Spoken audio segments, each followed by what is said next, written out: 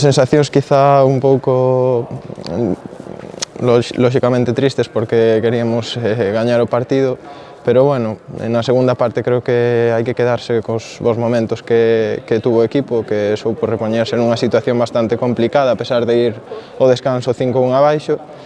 Bueno, a pesar de hai que corrixir eses erros que tivemos, sobre todo de desconexión, tiñamos que estar máis metidos.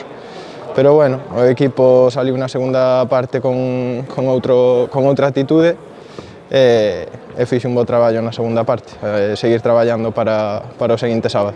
Exacto, bueno, é complicado, como ben dices ti, non? Ao final son 4 goles de diferencia contra un equipo de primeira división con moita calidade como é o Burela. Bueno, o que digo, non? Ao final intentar quedarse, corrixir os erros principalmente, pero bueno, quedarse con que a pesar de estar nunha situación complicada o equipo saliu adiante. Sí, exacto, temos que seguir traballando como fixemos no último tramo durante todo o ano na primeira volta.